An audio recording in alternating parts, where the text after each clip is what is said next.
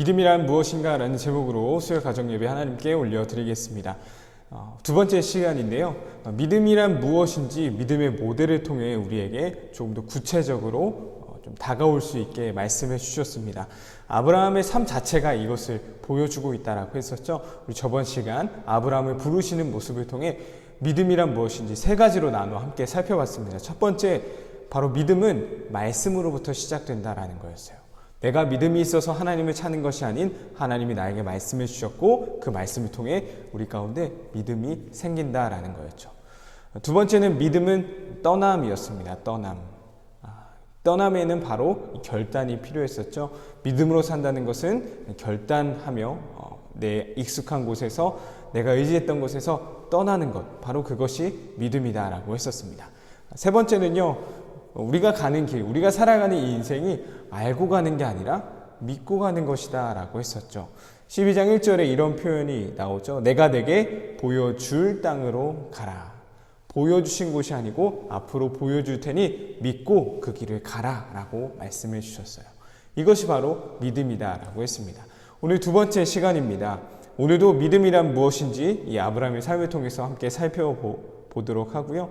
이를 통해 믿음이 우리의 삶 가운데 조금 더 구체화될 수 있는, 우리의 삶으로 그 믿음을 살아낼 수 있는, 녹여낼 수 있는 그런 귀한 시간이 될 수 있기를 소망합니다. 첫 번째 질문입니다. 아브라함을 부르신 하나님께서 첫 번째로 하셨던 약속은 무엇일까요? 1절은요, 하나님이 아브라함을 부르시는 내용이 나와 있어요.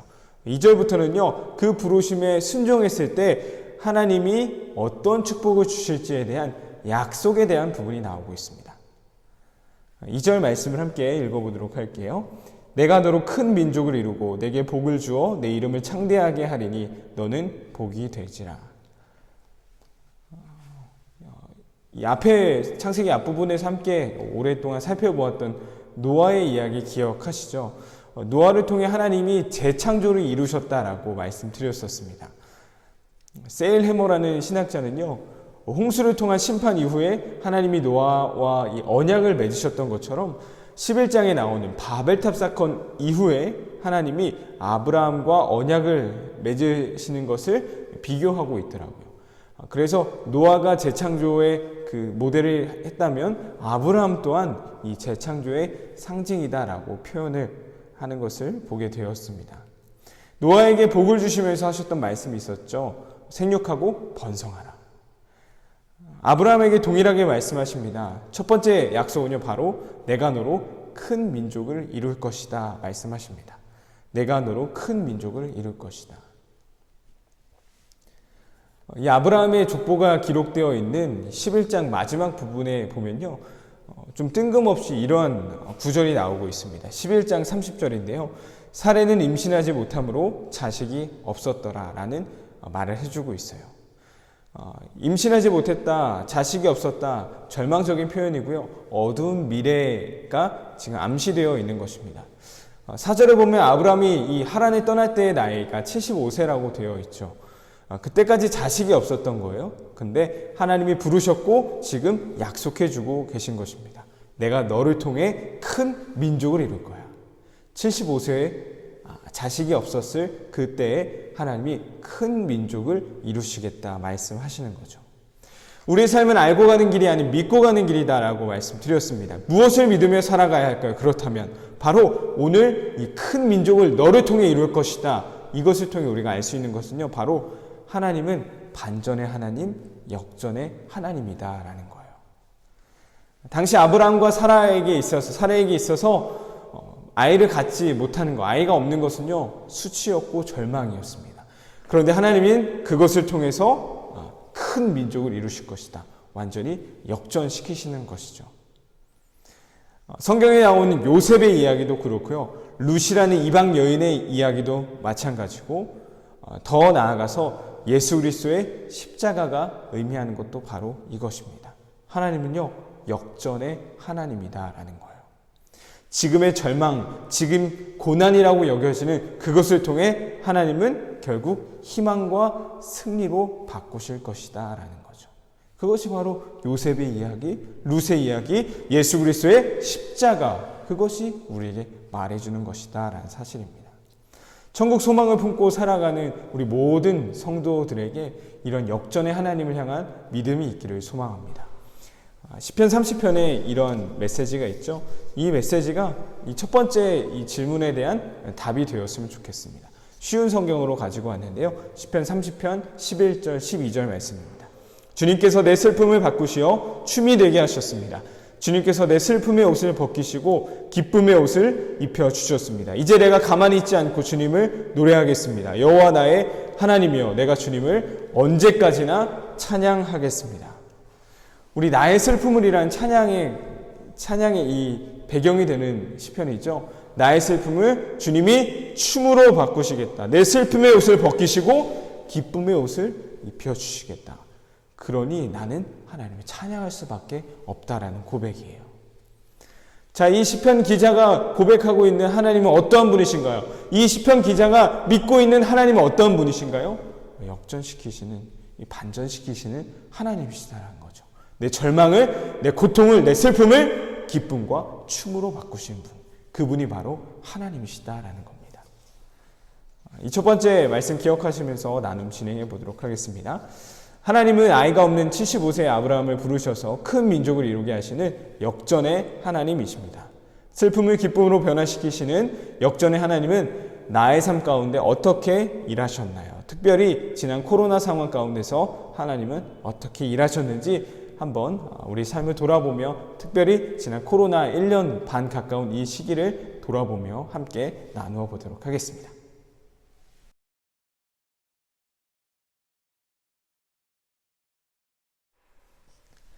네, 두 번째 질문입니다. 아브라함을 부르신 하나님께서 두 번째로 하셨던 약속은 무엇인가요? 우리 2절 처음에는 내가 너로 큰 민족을 이루고 라고 되어 있죠. 그 이후의 내용입니다. 내게 복을 주어 내 이름을 창대하게 하리니 너는 복이 될지라 라고 말씀하시죠. 하나님께서 복을 주셔서 내 이름을 창대하게 하시겠다 말씀하십니다. 11장에 나오는 바벨탑 사건과 비교되는 본문이죠. 11장 4절을 보니까요. 또 말하되 성읍과 탑을 건설하여 그 탑 꼭대기를 하늘에 닿게 하여 우리의 이름을 내고 라고 되어 있어요. 우리가 우리 스스로 우리 이름을 내자라는 게 바벨탑의 내용이었다라면 12장에서는 하나님이 너의 이름을 창대케 하신다. 하나님이 너의 이름을 내시겠다라고 말씀해 주고 계신 것이죠. 이를 통해 결과적으로 결국 하나님은 아브라함이 복이 되도록 하겠다 말씀하십니다. 우리 예전 개역 한글 성경에서는 복의 근원이 될지라라고 하죠. 복의 근원. 3절에서는요. 그렇다면 아브라함이 복이 된다라는 게, 복의 근원이 된다라는 게 무엇인지를요. 조금 더 부연해서 설명해 주고 있는데요. 3절 말씀을 한번 읽어보도록 할게요. 너를 축복하는 자에게는 내가 복을 내리고 너를 저주하는 자에게는 내가 저주하리니 땅의 모든 족속이 너로 말미암아 복을 얻을 것이라 하신지라. 마지막의 핵심인 것 같습니다. 너로 말미암아 복을 얻을 것이다. 이것을 통해서 우리가 알 수 있는 믿음으로 산다는 것. 믿음이란 과연 무엇일까요? 바로 내가 복이라는 것을 아는 게 믿음입니다. 내가 복이라는 사실을 아는 사람은요, 어떻게 살아갈까요? 바로 세상의 복을 쫓지 않는 거예요. 왜냐? 내가 이미 복이기 때문이죠. 3절 마지막 부분처럼 나로 말미암아 이 복이 시작될 것이기 때문입니다. 세상의 복을 구하기 이전에 내가 이미 복이기 때문에 세상의 복, 한마디로 부러울 것이 없는 인생인 것이죠. 쉽게 표현한다면요, 믿음을 가진 사람의 인생은요, 무엇 하나 부러울 것 없는 인생이 된다라는 것입니다. 1800년대 중반에 이 땅에 복음의 씨앗을 들고 오셨던 1800년대 후반이죠. 83년, 84년 이야기죠.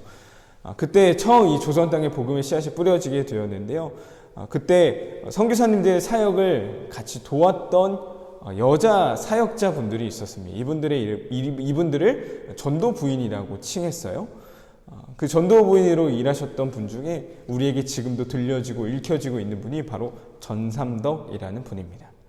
이분은 양반집 딸로 태어나서요, 벼슬살이 하는 남편에게 시집을 가게 된 거였어요. 근데 시간이 지나서 나이가 드니까 이 남편이 젊은 여자를 첩으로 들였던 거죠. 너무 외로움에 빠져있고 무기력한 인생을 일상을 살아가고 있을 때 예수님에 대한 이야기를 듣게 되었습니다. 양반집 딸이었기 때문에 글씨를 읽을 수 있었다고 해요.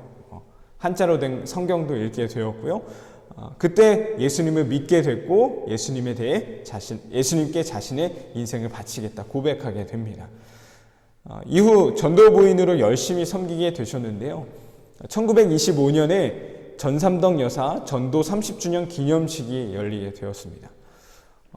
참 특이하죠. 전도 30주년 기념식이 참 그런 기념식이 있나 싶은데요.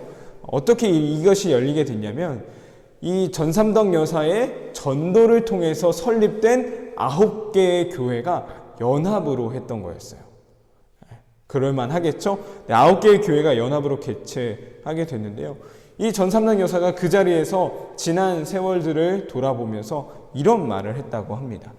나는 눈이 있어도 보지 못했고 귀가 있어도 듣지 못했으며 입이 있어도 말하지 못했다. 그러나 예수를 안 후로 나는 자주한 인간이 되었다. 자, 이것을 오늘 말씀과 연결시키면 어떤 고백이 될까요? 나는 예수님 믿고 난 후에 그 어느 것 하나 부러울 것 없는 인생이 되었다라는 겁니다.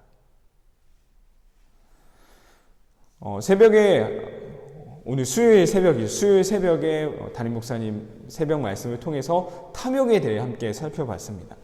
탐욕의 뿌리는요, 바로 부러움이라고 했어요. 내가 갖지 않는 것을 남이 갖고 있는 그 비교에서부터 시작되는 부러움이 우리 탐욕의 뿌리라고 했습니다. 어떻게 탐욕에서 자유할 수 있냐라고 물어봤을 때 이 시편 119편 39절의 말씀을 말씀해 주셨어요. 내가 두려워하는 비방을 내게서 떠나게 하소서. 주의 굴레들은 선하심이니이다.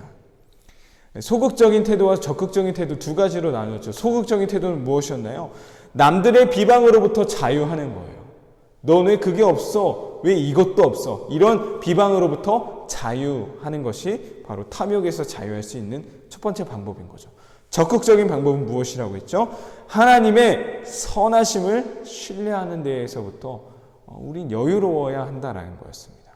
주의 균례들은 선하심이니이다. 우리가 부러워하지 않고 우리가 무엇인가를 가지려 하지 않아도 되는 이유가 뭐라는 거예요? 하나님은 선하신 분이기 때문이다라는 거죠. 우리가 복임을 할 때 내 자신이 나라는 존재가 나는 복이다, 복의 근원이다라는 것을 알 때요, 우리 세상의 것을 더 이상 부러워하지 않을 수 있을 것입니다. 왜냐? 그 어떤 것과도 비교할 수 없는, 오히려 내가 더 부러움의 대상이 될 수 있는 하나님의 자녀가 되는 그 권세를 우리가 가졌기 때문이죠. 바로 내가 복이라는 사실을 아는 것이요, 믿음으로 사는 삶임을 기억하는 저와 여러분 되기를 소망합니다. 두 번째 나눔입니다. 부러움은 우리를 탐욕으로 이끌기도 하지만 때론 거룩한 동기부여로 이끌기도 합니다. 내가 남들을 볼 때 부러운 것은 무엇이 있나요? 반대로 남들이 나를 보며 부러워하는 것은 무엇이 있나요? 부러움에도 두 가지가 있는 것 같아요. 너무 부럽다 하면서 좌절하고 나도 저거 가져야지, 좀 탐욕으로 이끄는 부러움이 있는가 반면, 예를 들어서 저 권사님, 저 장로님, 저 집사님, 와, 기도를 어떻게 저렇게 열심히 하시지? 진짜 부럽다 하면서 나도 한번 그렇게 해봐야지, 이런 거룩한 동기부여로 갈 수 있는 것이 바로 부러움인 것 같은데요. 내가 남들을 볼 때 부러움을 느끼는 그 거룩한 부러움은 무엇인지, 반대로 남들이 나를 보며 부러워하는 그 거룩한 부러움은 무엇인지 한번 생각해보고 나눠보도록 하겠습니다.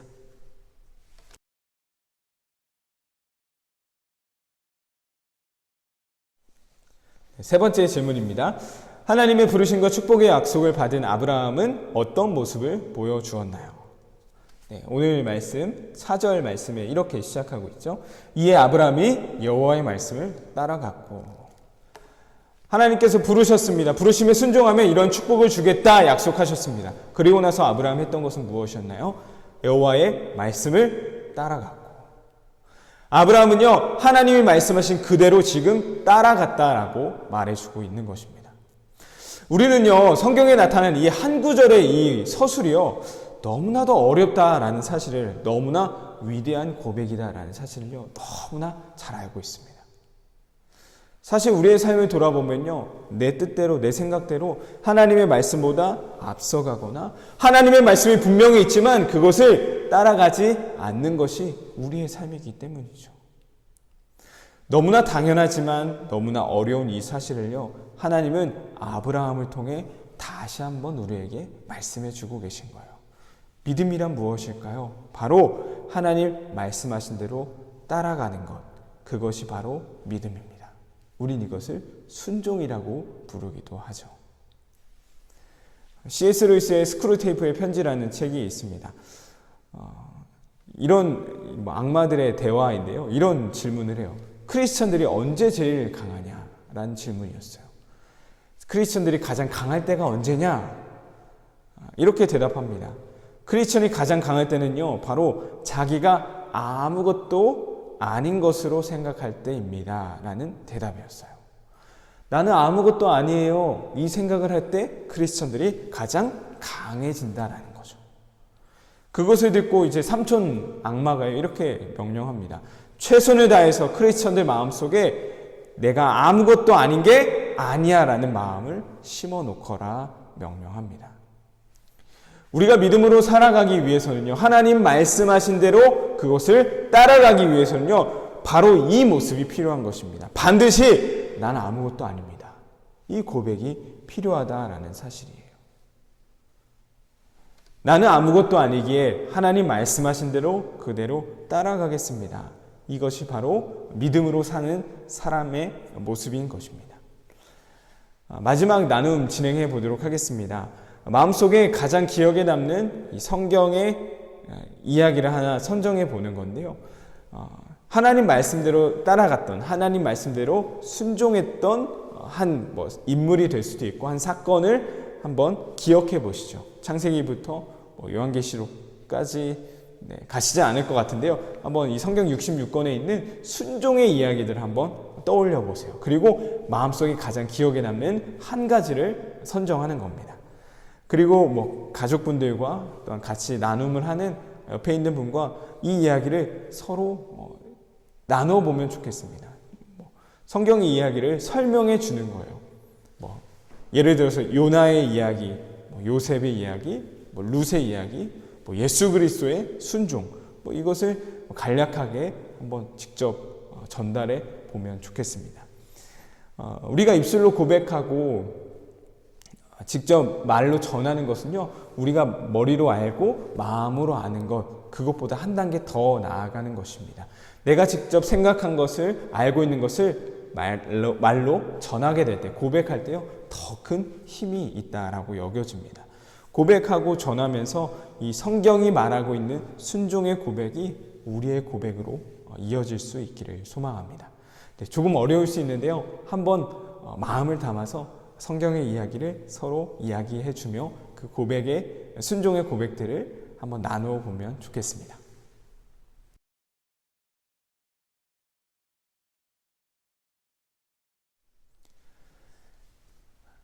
오늘 수요 가정예배 마무리는요, 이 찬양으로 함께 마무리하려고 합니다. 우리 수요 예배에 나오시는 분들과 함께 이 찬양과 기도로 마무리하려고 하고요.